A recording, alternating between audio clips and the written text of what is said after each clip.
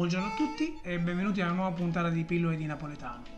Oggi parleremo di un termine specifico relativamente alla cucina napoletana. Il termine in questione è mesale.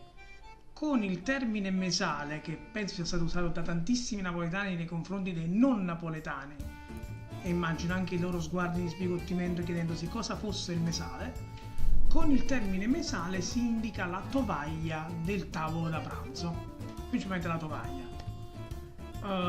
L'origine è sicuramente dal latino, da mensa,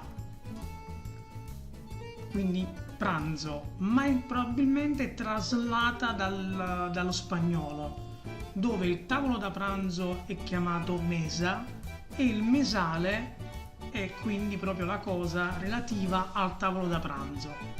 Basti pensare che in alcune zone della Campania il tavolo da pranzo è ancora chiamato mesa, per esempio nel Casertano.